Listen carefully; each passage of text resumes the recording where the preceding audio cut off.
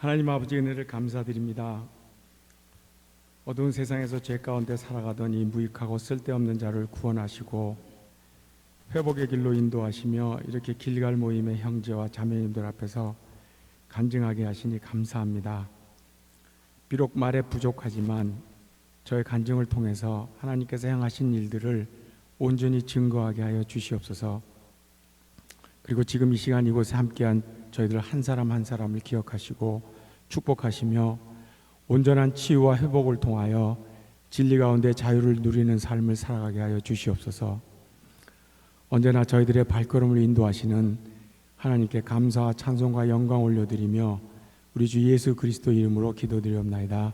아멘.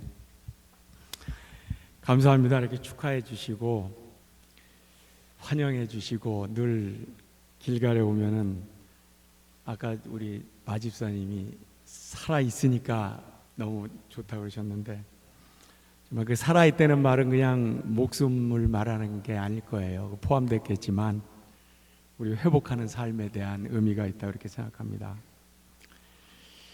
저는 지난 4월 28일 날 단주 21년을 맞이한 알코올 중독자 오준용입니다.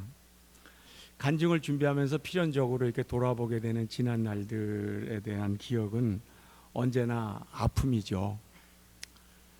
술에 중독된지도 모른 채 그렇게 중독의 늪에서 헤매던 지난 날들을 돌이켜보는 것 자체가 고통스러운 일입니다. 인세니티라는 그 하나의 단어로 대변되는 수많은 시행착오들과 세상과 사람들에 대한 저의 그 미성숙했던 반응들, 또한 잘못된 선택들로 인한 후회와 번민을 반복하는 그런 나날들을 살아왔습니다. 겉으로는 사업도 잘하고 가정도 화목해 보이고 그랬지만 저는 술에 취해서 많은 거짓 또 부정을 일삼았고 정말 토럴리 자기중심적이고 이기적인 삶을 살았습니다. 제가 1995년에 단주를 이렇게 본의 아니게 시작하게 됐는데요. 그 당시에 저는 미국에서 재혼한 아내하고 별거 중이었던 그런 상태였습니다. 술에 취해서 살던 그 시절에 제가 저지른 그 배우자 부정으로 인해서 아내가 당시에 2살 난 아들을 데리고 집을 나가버렸습니다. 그때 저는 그 16살과 14살 된 감수성이 아주 예민한 그 나이죠. 티네이저 2딸하고 그 스텝마더하고 이렇게 관계가 깊어져 가면서 한 7년을 같이 살면서 가정생활이 이렇게 자리 잡혀가는 그런 무렵이었어요. 그때 그 우리 딸들이 겪어야 될 그 혼란과 불안감, 두려움 그런 거에 대한 생각은 미처 해보지도 못하고 저는 그 상황에 대한 해결책으로 술과 마리아나를 계속하고 이렇게 현실을 도피하고 살고 있었습니다. 세상에 대한 비관과 가버린 아내에 대한 원망과 그리고 한편으로는 제 자신에 대한 그 자기 연민에 빠져가지고 그 현실을 올바로 바라볼 수 있는 그런 판단력이 없었죠. 수개월 후에 제가 아내의 거처를 알게 되었을 때 제가 고민 끝에 내린 결론은 우리 2딸을 아내한테 보내고 저는 좀 많은 액수의 양육비를 이렇게 보내기로 한 결정이었습니다. 그렇게 뒤죽박죽 돼버린 그런 인생의 상황 가운데 혼자 남겨진 저는 그때 그 괴로움을 핑계로 술과 마리아나에 더욱 젖어서 살아가고 있었습니다. 그러던 중에 그 해의 3월 달에 어느 날 새벽에 제가 만취해서 차를 몰고 가다가 빗길에 차가 미끄러지면서 그 후리에이 난간을 밟고 전복되는 사고를 당했습니다. 제가 1990년에 1차 DUI에 걸렸고 그 다음 해에 91년에 2차 DUI에 걸려가지고 나름대로 AA 미팅도 가고 또 벌금도 많이 물고 그렇게 사회봉사형도 받고 그러면서 당시에 사고 났을 때 제가 5년의 그 프로베이션 기간이 끝나지가 않았을 때였어요. 그때 저는 이제 출동한 그 경찰에 의해서 수갑 차고 경찰차에 타면서 제 뒤에 있는 이제 그 전복된 차를 봤죠. 그 차는 정말 저의 그 당시의 모습하고 똑같이 그렇게 아주 처참하게 거기 뒤집혀 있었어요. 그리고 나중에 생각한 거지만 당시에 제가 체포되고 간 거는 제 육신이 아니라 그때까지 살아온 저의 모든 그 저의 육체의 쾌락, 거짓, 중독, 음란, 위선, 그 모든 것들이 체포되고 끌려갔던 거라고 생각이 듭니다. 잘 나가던 제 인생에 빨간불이 켜지고 그 시각 그곳에서 완전히 멈춰 서버린 거죠. 그때가 42살 생일을 6개월 정도 남겨두고 있었을 때였습니다. 그리고 계속해서 괴로운 일들이 벌어졌습니다. 떠리 프로그램이라는 법원의 저지먼트를 받고 저는 30개월 A의 밀인과 30일 구류를 살아야 했어요. 알코올 프로그램도 또 30개월 해야 됐고, 자동차에는 인터락 디바이스라는 걸 설치해야 했고, 그리고 프로베이션이 7년, 그리고 컴펜디엄이라는 그 5권의 책을 다이어리하고 파이낸스 스테이먼하고 매일의 생활하고 스텝 12스텝하고 알코올 프로그램 하는 걸 다 적어서 한 달에 한 번씩 프로베이션 오피서한테 가서 검사를 받아야 했어요. 다행히 구류 30일이 면제되고 대신에 120시간의 칼트렌스 봉사하고 커뮤니티 서비스를 해야 했는데, 이 괴로운 일들을 통해서 저는 좌우를 분별하지 못하고 살아온 지난 40년 인생을 돌아보는 그런 계기를 갖게 됐습니다. 그리고 그로부터 한 달 뒤에 이제 단주 모임을 나가기 시작했어요. 첫 번째, 두 번째는 단주 모임에서 만난 사람들로 가서 같이 술 마시고 그랬어요. 그때 그 같이 마시던 사람 중에는 마지막에 술 마시고 경찰차를 들이받고 신세 망친 사람도 있었는데, 근데 제가 세 번째 그 DUI로 인한 그 단주 모임에 갔을 때 한 달쯤 그 모임을 가면서 점점 저의 마음이 열리고 그분들이 하는 말이 이렇게 귀에 들어오기 시작했습니다. 그러면서 제 삶을 나름대로 객관적으로 이렇게 들여다보는 그런 기회를 갖게 됐어요. 근데 그때 제 삶을 들여다보는 저의 심정이 너무나 괴로웠고 제 삶 자체를 본다는 게 너무나 부담스러웠어요. 매일 거울에서 들여다보던 그런 모습이 아니었어요. 그럴듯한 옷을 입고 마음에 드는 차를 타고 멋부리고 돈 쓰고 남들의 환심 사고 거들먹거리고 그런 모습이 아니었습니다. 그때 거기서 본 모습은 저의 그 거짓되고 이기적이고 어리석고 비천하고 부패하고 삐뚤어지고 음란하고 그런 저의 발가벗은 정말 부끄러운 자화상이었어요. 그리고 제가 살아온 날들이 그런 처참한 꼴로 살아왔다는 것에 대해서 너무나 창피했고 정말 고개를 들고 사람들을 바라볼 수 없을 정도로 두려웠습니다. 그리고 그 피해자가 바로 또 제 자신이라는 것도 그때 처음 알았습니다. 그때 생각해 보면 지난 날들에 저는 모든 인간관계에 술이 있었어요. 그리고 제가 젊은 시절부터 한국에서 마리아나를 이렇게 즐기고 술과 함께 살았는데 20대가 되기 전에 제가 벌써 술과 마리아나에 이렇게 이인백이었고 또 좋아했고 또 그게 멋으로 알았습니다. 그런 세계 속에서 저는 중독이라는 것에 대한 인식조차 하지 못하고 중독의 길에 들어선 거죠. 어떤 때는 술을 너무 많이 마셔서 의식을 잃고 며칠씩 출근을 하지 못하는 경우도 있었고, 저희 어머니가 저희 실종신고 낸 적도 있었고, 근데 그것도 술 문제가 아니고 그저 제가 과음을 한 탓으로만 생각했습니다. 술을 끊는다는 생각은 한 번도 해보지 못했어요. 외롭고 슬프고 괴롭고 즐거워서 술을 찾았고 또 아무도 나를 이해하지 못하고 나 혼자 힘들고 수고하는 것 같아서 나를 또 위로하라고 마셨죠. 일이 잘 안 풀리면 또 마셨고, 그래서 그렇게 취해서 부적절한 인간관계도 많이 만들고 복잡하게 얽히고 양심의 가책도 못 느끼면서 거짓을 하고 상습적으로 배우자를 속이고 배반하고 그렇게 살았습니다.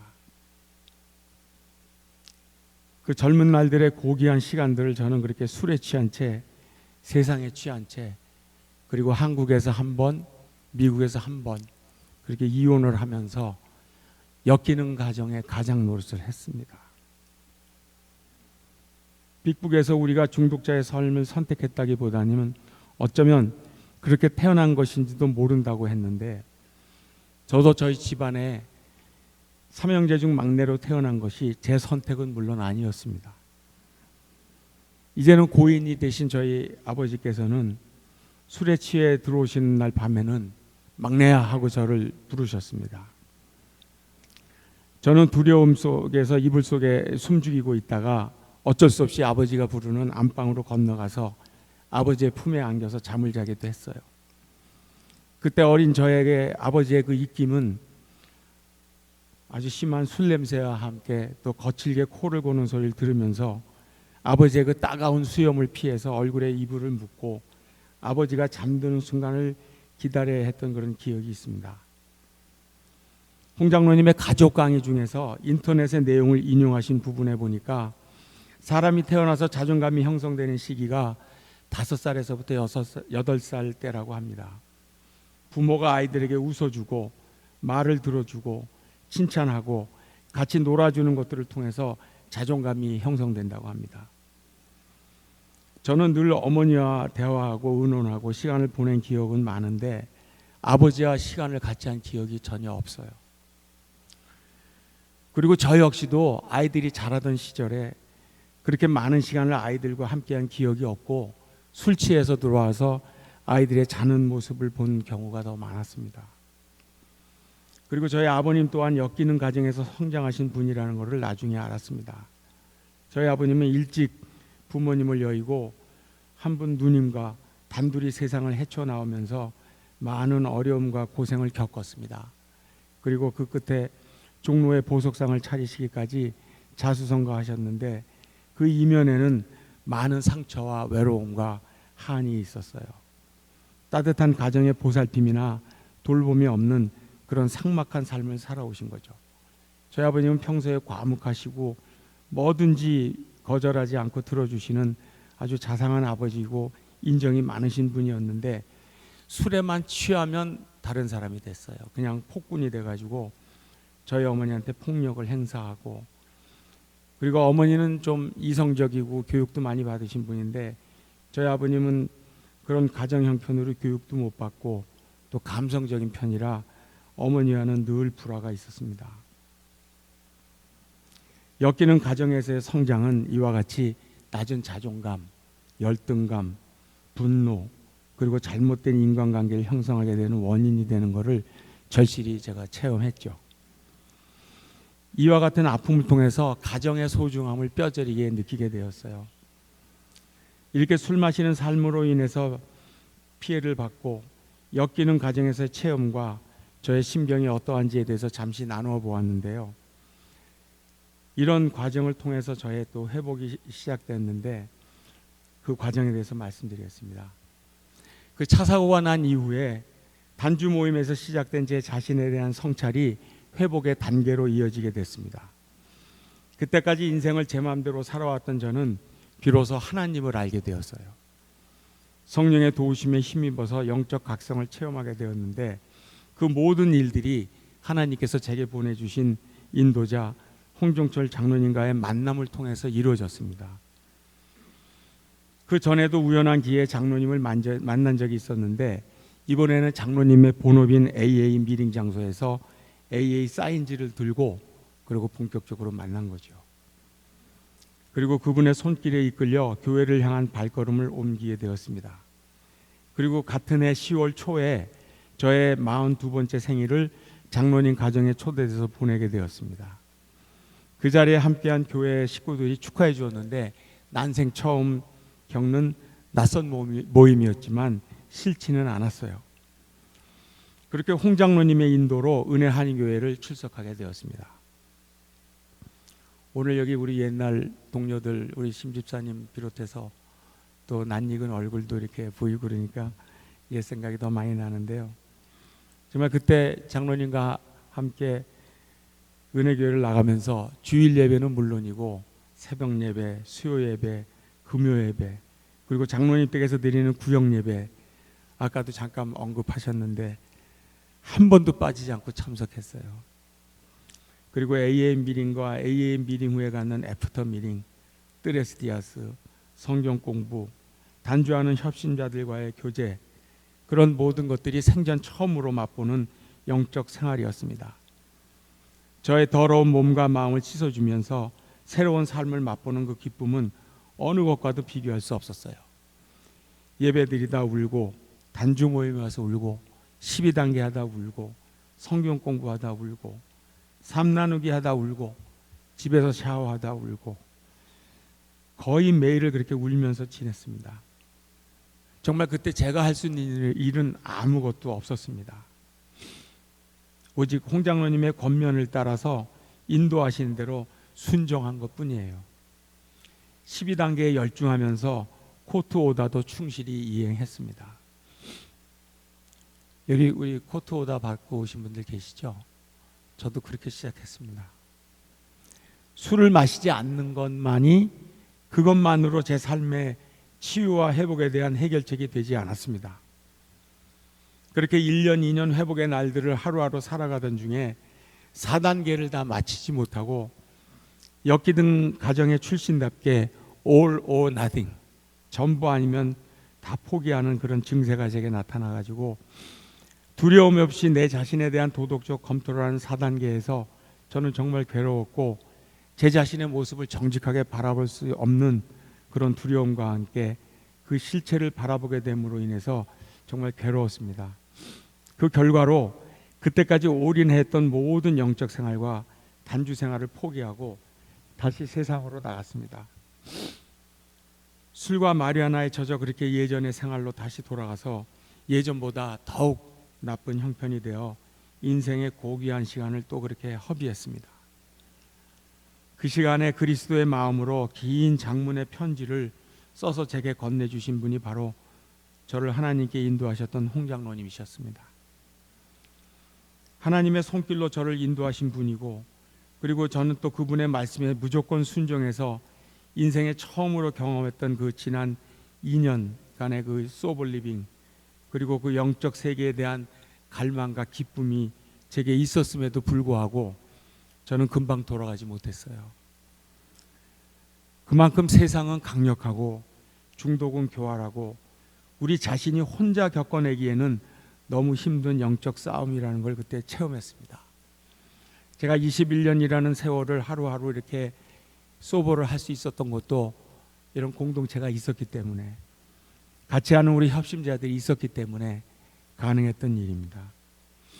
그러던 어느 날이었습니다. 한국에서 방문한 제 친구와 술자리를 같이 하던 중이었는데 베드로후서 2장의 말씀을 그때 기억나게 했고, 그 말씀이 저의 귓전을 때리면서 저는 그 자리에서 벌떡 일어났어요.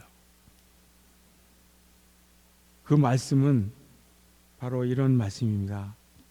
참된 속담에 이르기를 개가 그 토하였던 곳에 돌아가고 돼지가 씻었다가 더러운 구덩이에 도로 누웠다 하는 말이 그들에게 응하였도다. 그런 말씀이에요. 그런데 바로 내가 그 개처럼 술상의 안주 접시 위에 빨가벗은 채 웅크리고 그 토한 것을 핥아 먹고 있는 것이었어요. 내가 바로 그 더러운 구덩이에 도로 누운 그 돼지였습니다. 나중에 그 구절들을 다시 찾아봤어요. 베드로후서 2장 20절부터 다음과 같은 말씀이 있었습니다. 만일 그들이 우리 주 되신 예수 그리스도를 알므로 세상의 더러움을 피한 후에 다시 그 중에 얽매이고 지면 그 나중 형편이 처음보다 더 심하리니, 의의 도를 안 후에 받은 거룩한 명령을 저버리는 것보다 알지 못하는 것이 도리어 그들에게 나으니라. 그리고 끝으로 아까 말씀드린 참된 속담에 이르기를 개가 그 토하였던 것에 돌아가고 돼지가 씻었다가 더러운 구덩이에 도로 누웠다 하는 말이 그들에게 응하였도다. 그리고 에베소 5장 18절에 보니까 술 취하지 말라. 이는 방탕한 것이니 오직 성령의 충만함을 받으라. 그렇게 했습니다. 우리가 회복의 길을 가다가 혹시라도 길을 벗어난다면 주저함 없이 바로 회복의 자리에 다시 돌아와야 할 것입니다. 그렇게 제 모습을 다시 본 후에 저는 교회로 그리고 단주 모임으로 돌아왔습니다. 그리고 이제 21년을 맞이하게 된 것입니다. 제가 처음부터 20년, 30년을 끊고 회복의 길을 가겠다 그렇게 각오하고 온 길이 아니었어요. 아마 그랬다면 여기까지 오지도 못하고 세상에 치이고 끝장이 났을 겁니다. 오늘 우리가 살아온 이 하루, 오늘 하루 술을 마시지 않는 겁니다. 21년을 마시지 않은 저나 오늘 하루를 안 마신 누구든지 똑같은 오늘 하루 맑은 정신으로 사는 거죠. 오늘 하루 내게 주어진 현실을 겸손하게 받아들이고 용기를 가지고 나 자신부터 변화시켜 나가는 겁니다. 변화하지 않으면 살 수 없는 우리들은 정말 복된 사람입니다. 다음과 같은 말은 우리가 자주 들어본 말입니다. Don't waste your life. Don't waste your time. Don't waste your talent. 이런 말들 우리가 많이 들어봤는데 혹시 이런 말을 들어보셨습니까? Don't waste your addiction. 어디선가 들어본 것 같기도 하죠. 저는 이번 간증을 준비하면서 제 마음에 속에서부터 외치는 이런 말들을 들었습니다. 그것은 Don't waste your past. Don't waste your shame. Don't waste your dysfunctional family. Don't waste your wounds. Don't waste your insanity. Don't waste your errors. Don't waste your anger. 우리의 모든 결점과 약점들을 우리는 허비하지 않게 되기를 바랍니다. 로마서 8장 28절의 말씀입니다. 우리가 알거니와 하나님을 사랑하는 자들 곧 그분의 목적을 따라 부르심을 받은 자들에게는 모든 것이 합력하여 선을 이루느니라. 아멘. 하나님을 믿고 따르며 그 말씀을 주야로 묵상하는 우리 모두가 되기를 바랍니다. 오늘도 회복의 공동체에 속하여 같은 길을 걸어가는 동료들을 생각하며 12단계의 영성을 우리의 현실 가운데 모든 일에 적용하며 또 다른 사람들에게 이 메시지를 전하는 우리 모두가 되기를 바랍니다. 그 하루를 어떻게 살아야 할까 생각하면서 저의 회복과 변화의 기초가 되고 삶이 지침이 되어준 로마서 12장 1절과 2절의 사도 바울의 말씀입니다. 그러므로 형제들아 내가 하나님의 모든 자비하심으로 너희를 권하노니 너희 몸을 하나님이 기뻐하시는 거룩한 산 제물로 드리라. 이는 너희가 드릴 영적 예배니라. 너희는 이 세대를 본받지 말고 오직 마음을 새롭게 함으로 변화를 받아 하나님의 선하시고 기뻐하시고 온전하신 뜻이 무엇인지 분별하도록 하라. 매일의 삶이 나의 몸을 하나님께 기뻐 받으시는 산 제물로 드리는 영적인 예배가 되어야 하며 오직 마음을 새롭게 하여 변화를 받아야 하는 것입니다. 그렇게 새롭게 변화된 마음으로 이제는 내 뜻이 아니라 하나님의 뜻을 따라 살아가는 것입니다. 저의 장래 소망의 과연에서는 제 삶을 통해서 발견한 최고의 가치가 되시는 하나님과 동역하는 삶을 살고자 합니다. 저는 여러분들이 아시는 바와 같이 장로님께서도 축복해 주신 거, 축하해 주신 거와 마찬가지로 5월 4일 날 신학교를 졸업하고 이제 한국에 있는 300만 외국인 무슬림들 또 그곳에 있는 불교 신자들 또 그곳에 있는 힌두교 또 공산주의 국가에서 오신 분들 그런 분들에게 가서 복음을 전하라는 하나님의 명령을 받았습니다. 하나님과 동역하는 삶이 저는 최고의 가치 있는 삶이라고 믿고 그 길을 가고자 기도하고 있습니다. 그리고 우리 모두에게는 아직도 가야 할 길이 남아 있습니다. 지나간 날들의 행한 일들로 인해서 괴로운 마음이 아직도 남아 있습니까? 자신을 용서할 수 없어서 앞으로 나가지를 못합니까? 저를 새롭게 하시고 다시 시작할 수 있도록 용기를 주신 고린도후서 5장 17절의 말씀을 읽고 이 간증을 마치도록 하겠습니다. 그런즉 누구든지 그리스도 안에 있으면 그는 새로운 창조물이라 옛것은 지나갔으니 보라 모든 것이 새롭게 되었도다. 아멘. 우리의 지난 날들을 용서하시고 새롭게 하시는 주님께 감사와 찬송과 영광을 올려드립니다. 주님께 우리 박수로 영광 드리겠습니다. 감사합니다.